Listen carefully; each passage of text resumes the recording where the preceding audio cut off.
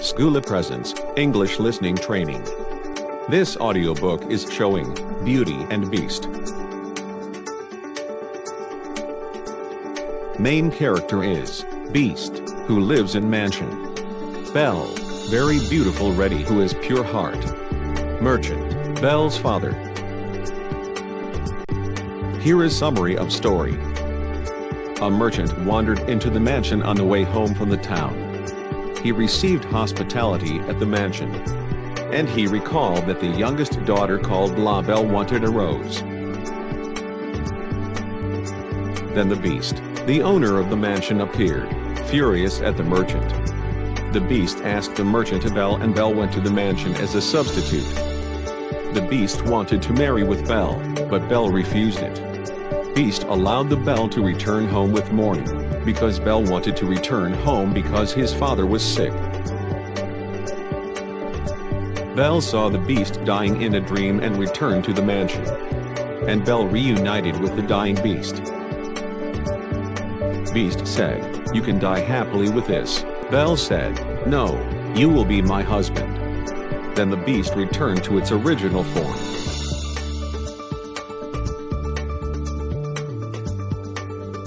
Here we go. Once upon a time, in a far-off country, there lived a merchant who had been so fortunate in all his undertakings that he was enormously rich. As he had 6 sons and 6 daughters, however, who were accustomed to having everything they fancied, he did not find he had a penny too much. But misfortunes befell them. One day their house caught fire and speedily burned to the ground, with all the splendid furniture, books, pictures, gold, silver, and precious goods it contained. The father suddenly lost every ship he had upon the sea, either by dint of pirates, shipwreck, or fire. Then he heard that his clerks in distant countries, whom he had trusted entirely, had proved unfaithful. And at last from great wealth he fell into the direst poverty. All that he had left was a little house in a desolate place at least 100 leagues from the town, and to this he was forced to retreat. His children were in despair at the idea of leading such a different life. The daughters at first hoped their friends, who had been so numerous while they were rich, would insist on their staying in their houses, but they soon found they were left alone. Their former friends even attributed their misfortunes to their own extravagance and showed no intention of offering them any help. So nothing was left for them but to take their departure to the cottage, which stood in the midst of a dark forest and seemed to be the most dismal place on the face of the earth. As they were too poor to have any servants, the girls had to work hard, and the sons, for their part, cultivated the fields to earn their living. Roughly clothed and living in the simplest way, the girls regretted unceasingly the luxuries and amusements of their former life.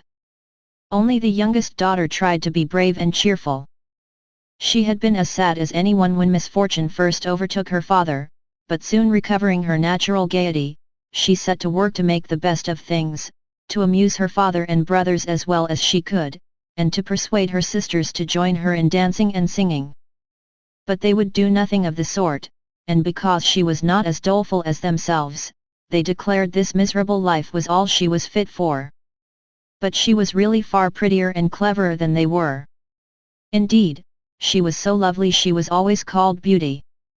After 2 years, when they were all beginning to get used to their new life, their father received news that one of his ships, which he had believed lost, had come safely into port with a rich cargo. All the sons and daughters at once thought that their poverty was at an end and wanted to set out directly for the town, but their father, who was more prudent, begged them to wait a little, and though it was harvest time, and he could ill be spared, determined to go himself to make inquiries. Only the youngest daughter had any doubt but that they would soon again be as rich as they were before. They all loaded their father with commissions for jewels and dresses which it would have taken a fortune to buy. Only Beauty, feeling sure that it was of no use, did not ask for anything. Her father, noticing her silence, said, "And what shall I bring for you, Beauty?" "The only thing I wish for is to see you come home safely," she answered. But this reply vexed her sisters, who fancied she was blaming them for having asked for such costly things. Her father, however, was pleased, but as he thought that at her age she certainly ought to like pretty presents, he told her to choose something. "Well, dear father," she said, "as you insist upon it, I beg that you will bring me a rose.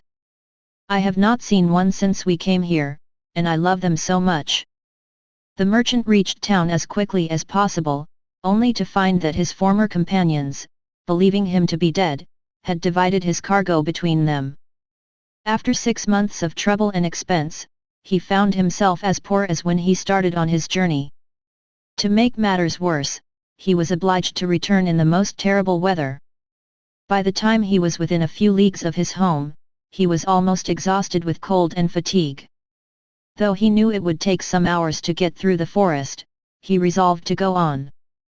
But night overtook him, and the deep snow and bitter frost made it impossible for his horse to carry him any farther. Not a house was to be seen. The only shelter he could get was the hollow trunk of a great tree, and there he crouched all the night, which seemed to him the longest he had ever known. The howling of the wolves kept him awake, and when at last day broke, the falling snow had covered up every path, and he did not know which way to turn. At length he made out some sort of path, but it was so rough and slippery that he fell down more than once. Presently it led him into an avenue of trees which ended in a splendid castle. It seemed to the merchant very strange that no snow had fallen in the avenue of orange trees, covered with flowers and fruit. When he reached the first court of the castle, he saw before him a flight of agate steps. He went up them and passed through several splendidly furnished rooms.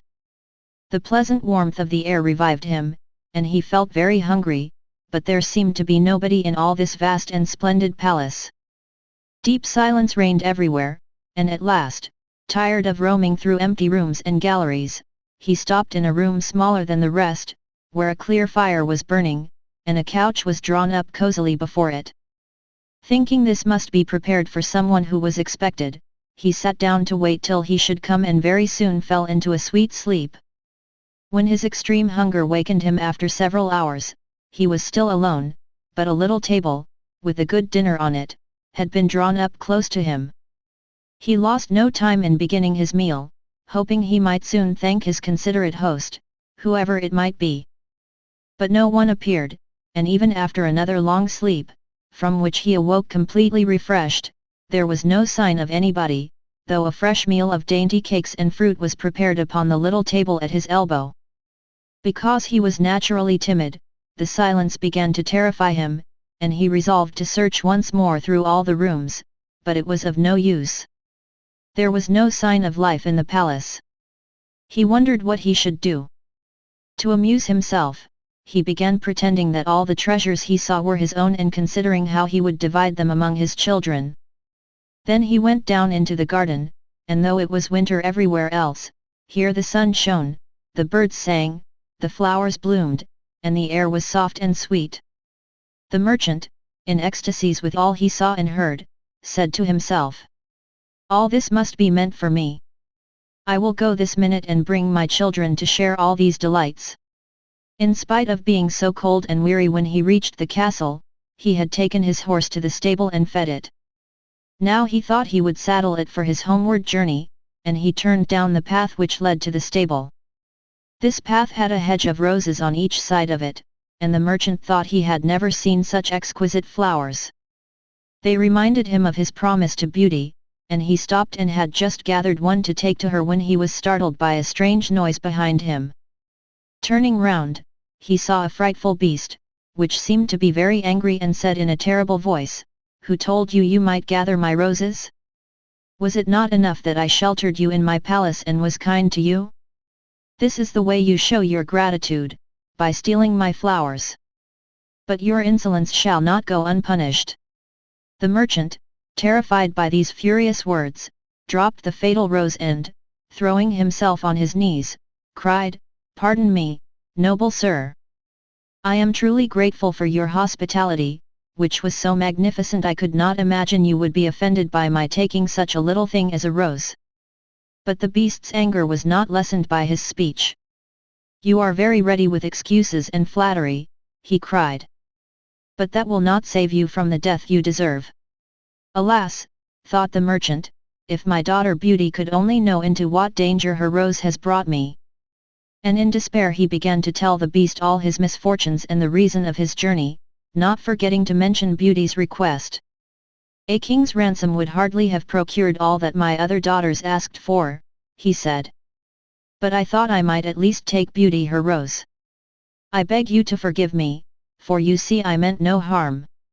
The beast said, in a less furious tone, "I will forgive you on one condition, that you will give me one of your daughters." "Ah," cried the merchant, "if I were cruel enough to buy my own life at the expense of one of my children's, what excuse could I invent to bring her here?" "None," answered the beast. "If she comes at all, she must come willingly. On no other condition will I have her. See if any one of them is courageous enough and loves you enough to come and save your life. You seem to be an honest man, so I will trust you to go home. I give you a month to see if any of your daughters will come back with you and stay here, to let you go free. If none of them is willing, you must come alone, after bidding them goodbye forever, for then you will belong to me. And do not imagine that you can hide from me, for if you fail to keep your word, I will come and fetch you," added the beast grimly. The merchant accepted this proposal, though he did not really think that any of his daughters would be persuaded to come. He promised to return at the time appointed, and then, anxious to escape from the presence of the beast, he asked permission to set off at once. But the beast answered that he could not go until the next day. "Then you will find a horse ready for you," he said. "Now go and eat your supper and await my orders." The poor merchant, more dead than alive, went back to his room, where the most delicious supper was already served on the little table drawn up before a blazing fire. But he was too terrified to eat and only tasted a few of the dishes, for fear the beast should be angry if he did not obey his orders. When he had finished, he heard a great noise in the next room, which he knew meant that the beast was coming. As he could do nothing to escape his visit, the only thing that remained was to seem as little afraid as possible.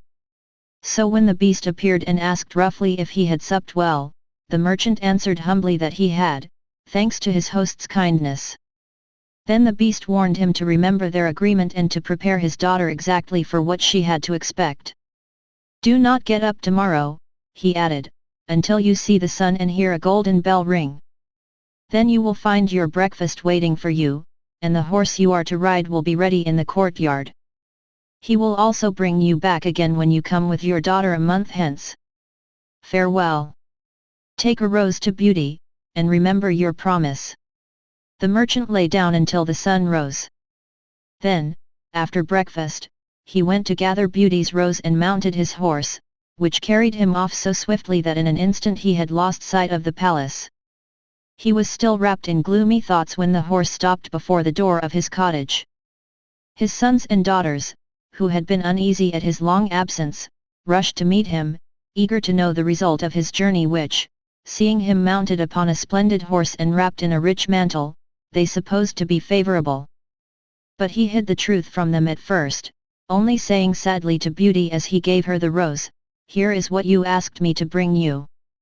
Little you know what it has cost." But this excited their curiosity so greatly that presently he told them his adventures from beginning to end, and then they were all very unhappy. The girls lamented loudly over their lost hopes, and the sons declared their father should not return to the terrible castle, and began to make plans for killing the beast if it should come to fetch him. But he reminded them he had promised to go back. Then the girls were very angry with Beauty and said it was all her fault. If she had asked for something sensible, this would never have happened. Poor Beauty, much distressed, said to them, "I have indeed caused this misfortune, but who could have guessed that to ask for a rose in the middle of summer would cause so much misery? But as I did the mischief, it is only just that I should suffer for it. I will therefore go back with my father to keep his promise." At first nobody would hear of it. Her father and brothers, who loved her dearly, declared nothing should make them let her go. But Beauty was firm. As the time drew near, she divided her little possessions between her sisters and said goodbye to everything she loved. When the fatal day came, she encouraged and cheered her father as they mounted together the horse which had brought him back. It seemed to fly rather than gallop, but so smoothly that Beauty was not frightened. Indeed, she would have enjoyed the journey, if she had not feared what might happen at the end of it. Her father still tried to persuade her to go back, but in vain. While they were talking, the night fell. Then, to their great surprise, wonderful colored lights began to shine in all directions, and splendid fireworks blazed out before them. All the forest was illuminated. They even felt pleasantly warm, though it had been bitterly cold before. They reached the avenue of orange trees and saw that the palace was brilliantly lighted from roof to ground, and music sounded softly from the courtyard. "The beast must be very hungry," said Beauty, trying to laugh, "if he makes all this rejoicing over the arrival of his prey." But in spite of her anxiety, she admired all the wonderful things she saw. When they had dismounted, her father led her to the little room he had been in before. Here they found a splendid fire burning and the table daintily spread with a delicious supper. The merchant knew that this was meant for them, and Beauty, who was less frightened now that she had passed through so many rooms and seen nothing of the beast, was quite willing to begin, for her long ride had made her very hungry. But they had hardly finished their meal, when the noise of the beast's footsteps was heard approaching, and Beauty clung to her father in terror, which became all the greater when she saw how frightened he was. But when the beast really appeared, though she trembled at the sight of him, she made a great effort to hide her horror and saluted him respectfully. This evidently pleased the beast. After looking at her, he said, in a tone that might have struck terror into the boldest heart, though he did not seem to be angry, "Good evening, old man." "Good evening, Beauty." The merchant was too terrified to reply, but Beauty answered sweetly, "Good evening, beast." "Have you come willingly?" asked the beast. "Will you be content to stay here when your father goes away?" Beauty answered bravely that she was quite prepared to stay. "I am pleased with you," said the beast. "As you have come of your own accord, you may remain. As for you, old man," he added, turning to the merchant, "at sunrise tomorrow take your departure. When the bell rings, get up quickly and eat your breakfast, and you will find the same horse waiting to take you home. But remember that you must never expect to see my palace again." Then turning to Beauty, he said, "Take your father into the next room and help him choose gifts for your brothers and sisters. You will find 2 traveling trunks there, fill them as full as you can. It is only just that you should send them something very precious as a remembrance." Then he went away, after saying, "Goodbye, Beauty, goodbye, old man." Beauty was beginning to think with great dismay of her father's departure, but she was afraid to disobey the beast's orders. They went into the next room, which had shelves and cupboards all round it. They were greatly surprised at the riches it contained. There were splendid dresses fit for a queen, with all the ornaments to be worn with them, and when Beauty opened the cupboards, she was dazzled by the gorgeous jewels lying in heaps upon every shelf. After choosing a vast quantity, which she divided between her sisters, for she had made a heap of the wonderful dresses for each of them, she opened the last chest, which was full of gold. "I think, father," she said, "that, as the gold will be more useful to you, we had better take out the other things again, and fill the trunks with it." So they did this, but the more they put in, the more room there seemed to be, and at last they put back all the jewels and dresses they had taken out, and Beauty even added as many more of the jewels as she could carry at once. Even then the trunks were not too full, but they were so heavy an elephant could not have carried them. "The beast was mocking us," cried the merchant. "He pretended to give us all these things, knowing that I could not carry them away." "Let us wait and see," answered Beauty. "I cannot believe he meant to deceive us. All we can do is to fasten them up and have them ready." So they did this and returned to the little room where, to their astonishment, they found breakfast ready. The merchant ate his with a good appetite, as the beast's generosity made him believe he might perhaps venture to come back soon and see Beauty. But she felt sure her father was leaving her forever, so she was very sad when the bell rang sharply for the second time and warned them that the time was come for them to part. They went down into the courtyard, where 2 horses were waiting, one loaded with the 2 trunks, the other for him to ride. They were pawing the ground in their impatience to start, and the merchant bade Beauty a hasty farewell. As soon as he was mounted, he went off at such a pace she lost sight of him in an instant. Then Beauty began to cry and wandered sadly back to her own room. But she soon found she was very sleepy, and as she had nothing better to do, she lay down and instantly fell asleep. And then she dreamed she was walking by a brook bordered with trees and lamenting her sad fate, when a young prince, handsomer than anyone she had ever seen, and with a voice that went straight to her heart, came and said to her, "Ah, Beauty, you are not so unfortunate as you suppose. Here you will be rewarded for all you have suffered elsewhere. Your every wish shall be gratified. Only try to find me out, no matter how I may be disguised, for I love you dearly, and in making me happy, you will find your own happiness. Be as true-hearted as you are beautiful, and we shall have nothing left to wish for." "What can I do, Prince, to make you happy?" said Beauty. "Only be grateful," he answered, "and do not trust too much to your eyes. Above all, do not desert me until you have saved me from my cruel misery." After this she thought she found herself in a room with a stately and beautiful lady, who said to her, "Dear Beauty, try not to regret all you have left behind you. You are destined for a better fate.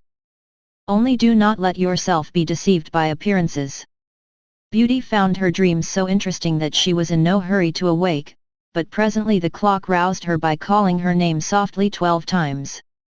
Then she rose and found her dressing table set out with everything she could possibly want, and when her toilet was finished, she found dinner waiting in the room next to hers. But dinner does not take very long when one is alone, and very soon she sat down cozily in the corner of a sofa and began to think about the charming prince she had seen in her dream. "He said I could make him happy," said Beauty to herself. "It seems, then, that this horrible beast keeps him a prisoner. How can I set him free? I wonder why they both told me not to trust to appearances? But after all, it was only a dream, so why should I trouble myself about it? I had better find something to do to amuse myself." So she began to explore some of the many rooms of the palace. The first she entered was lined with mirrors. Beauty saw herself reflected on every side and thought she had never seen such a charming room. Then a bracelet which was hanging from a chandelier caught her eye, and on taking it down, she was greatly surprised to find that it held a portrait of her unknown admirer, just as she had seen him in her dream. With great delight she slipped the bracelet on her arm and went on into a gallery of pictures, where she soon found a portrait of the same handsome prince, as large as life, and so well painted that as she studied it, he seemed to smile kindly at her. Tearing herself away from the portrait at last, she passed into a room which contained every musical instrument under the sun, and here she amused herself for a long while in trying them and singing until she was tired. The next room was a library, and she saw everything she had ever wanted to read as well as everything she had read. By this time it was growing dusk, and wax candles and diamond and ruby candlesticks lit themselves in every room. Beauty found her supper served just at the time she preferred to have it, but she did not see anyone or hear a sound. Though her father had warned her she would be alone, she began to find it rather dull. Presently she heard the beast coming and wondered tremblingly if he meant to eat her now. However, he did not seem at all ferocious and only said gruffly, "Good evening, Beauty." She answered cheerfully and managed to conceal her terror. The beast asked how she had been amusing herself, and she told him all the rooms she had seen. Then he asked if she thought she could be happy in his palace, and Beauty answered that everything was so beautiful she would be very hard to please if she could not be happy. After about an hour's talk, Beauty began to think the beast was not nearly so terrible as she had supposed at first. Then he rose to leave her and said in his gruff voice, "Do you love me, Beauty? Will you marry me?" "Oh, what shall I say?" cried Beauty, for she was afraid to make the beast angry by refusing. "Say yes or no without fear," he replied. "Oh, no, beast," said Beauty hastily. "Since you will not, good night, Beauty," he said. And she answered, "Good night, beast, very glad to find her refusal had not provoked him. After he was gone, she was very soon in bed and dreaming of her unknown prince. She thought he came and said, "Ah, Beauty! Why are you so unkind to me? I fear I am fated to be unhappy for many a long day still." Then her dreams changed, but the charming prince figured in them all. When morning came, her first thought was to look at the portrait and see if it was really like him, and she found it certainly was. She decided to amuse herself in the garden, for the sun shone, and all the fountains were playing. She was astonished to find that every place was familiar to her, and presently she came to the very brook and the myrtle trees where she had first met the prince in her dream. That made her think more than ever he must be kept a prisoner by the beast. When she was tired, she went back to the palace and found a new room full of materials for every kind of work, ribbons to make into bows and silks to work into flowers. There was an aviary full of rare birds, which were so tame they flew to Beauty as soon as they saw her and perched upon her shoulders and her head. "Pretty little creatures," she said, "how I wish your cage was nearer my room that I might often hear you sing." So saying, she opened a door and found to her delight that it led into her own room, though she had thought it was on the other side of the palace. There were more birds in a room farther on, parrots and cockatoos that could talk, and they greeted Beauty by name. Indeed, she found them so entertaining that she took one or two back to her room, and they talked to her while she was at supper. The beast paid her his usual visit and asked the same questions as before, and then with a gruff good night he took his departure, and Beauty went to bed to dream of her mysterious prince. The days passed swiftly in different amusements, and after a while Beauty found another strange thing in the palace, which often pleased her when she was tired of being alone. There was one room which she had not noticed particularly. It was empty, except that under each of the windows stood a very comfortable chair. The first time she had looked out of the window, it seemed a black curtain prevented her from seeing anything outside. But the second time she went into the room, happening to be tired, she sat down in one of the chairs, when instantly the curtain was rolled aside, and a most amusing pantomime was acted before her. There were dances and colored lights, music and pretty dresses, and it was all so gay that Beauty was in ecstasies. After that she tried the other 7 windows in turn, and there was some new and surprising entertainment to be seen from each of them, so Beauty never could feel lonely any more. Every evening after supper, the beast came to see her and always before saying good night asked her in his terrible voice, "Beauty, will you marry me?" And it seemed to Beauty, now she understood him better, that when she said, "No, beast," he went away quite sad. Her happy dreams of the handsome young prince soon made her forget the poor beast, and the only thing that disturbed her was being told to distrust appearances, to let her heart guide her, and not her eyes. Consider as she would, she could not understand. So everything went on for a long time, until at last, happy as she was, Beauty began to long for the sight of her father and her brothers and sisters. One night, seeing her look very sad, the beast asked her what was the matter. Beauty had quite ceased to be afraid of him. Now she knew he was really gentle in spite of his ferocious looks and his dreadful voice. So she answered that she wished to see her home once more. Upon hearing this, the beast seemed sadly distressed and cried miserably, "Ah, Beauty, have you the heart to desert an unhappy beast like this? What more do you want to make you happy? Is it because you hate me that you want to escape?" "No, dear beast," answered Beauty softly, "I do not hate you, and I should be very sorry never to see you any more, but I long to see my father again. Only let me go for 2 months, and I promise to come back to you and stay for the rest of my life." The beast, who had been sighing dolefully while she spoke, now replied, "I cannot refuse you anything you ask, even though it should cost me my life. Take the 4 boxes you will find in the room next to your own and fill them with everything you wish to take with you. But remember your promise and come back when the 2 months are over, or you may have cause to repent it, for if you do not come in good time you will find your faithful beast dead. You will not need any chariot to bring you back. Only say goodbye to all your brothers and sisters the night before you come away and, when you have gone to bed, Turn this ring round upon your finger, and say firmly, I wish to go back to my palace and see my beast again. Good night, Beauty. Fear nothing, sleep peacefully, and before long you shall see your father once more.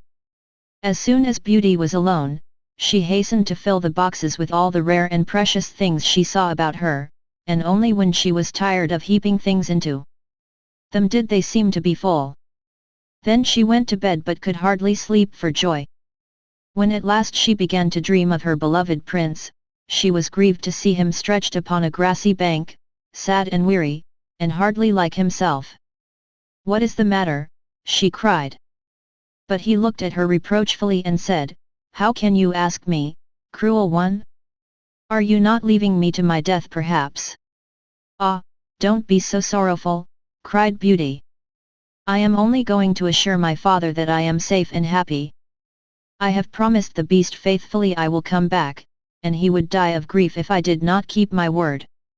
What would that matter to you? Asked the prince. Surely you would not care. Indeed I should be ungrateful if I did not care for such a kind beast, cried Beauty indignantly. I would die to save him from pain. I assure you it is not his fault he is so ugly.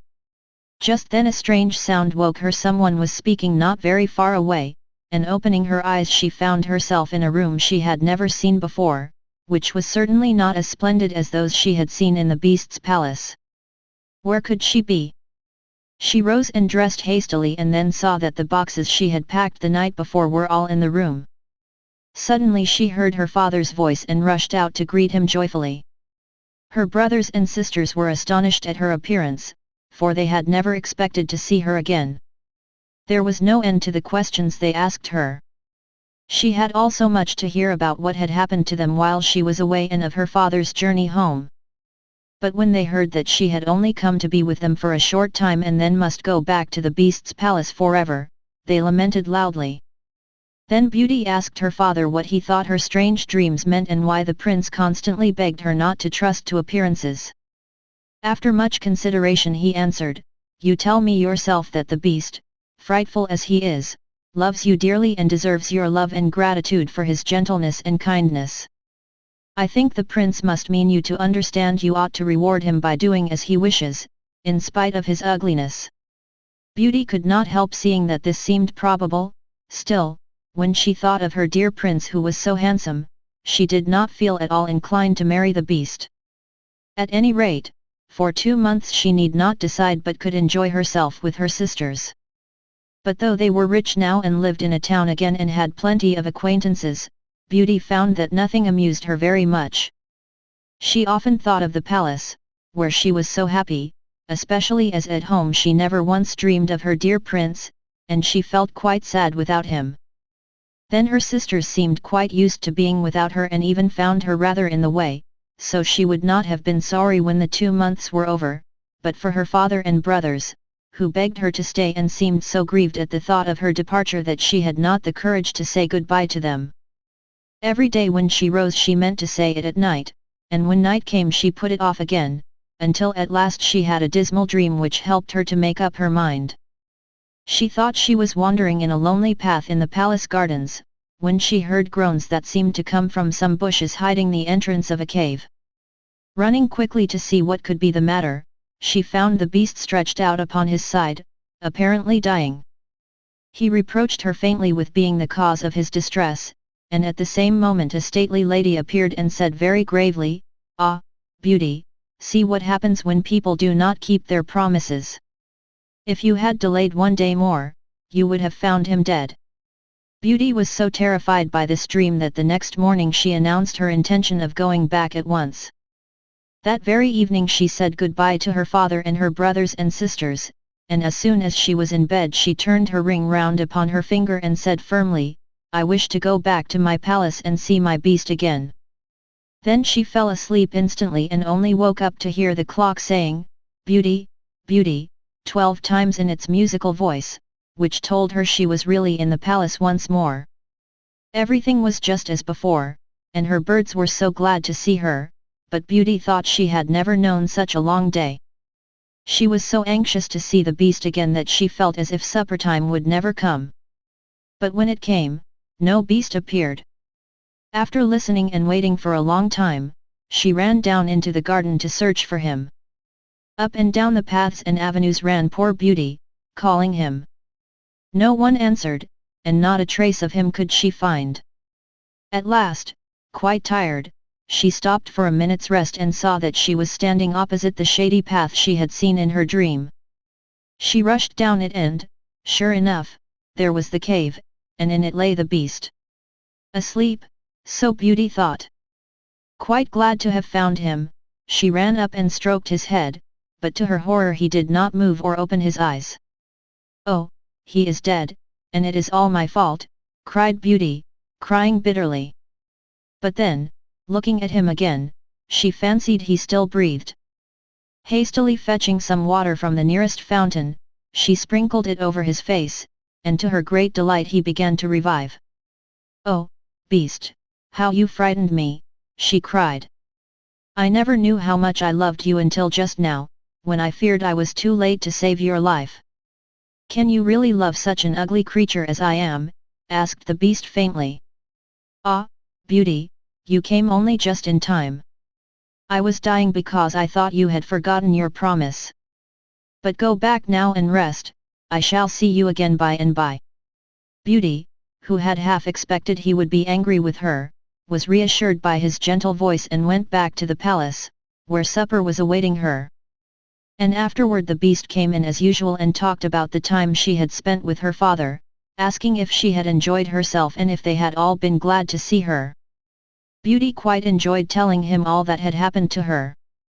When at last the time came for him to go, he asked, as he had so often asked before, "Beauty, will you marry me?" She answered softly, "Yes, dear beast." As she spoke a blaze of light sprang up before the windows of the palace. Fireworks crackled and guns banged, and across the avenue of orange trees, in letters all made of fireflies, was written, "Long live the prince and his bride."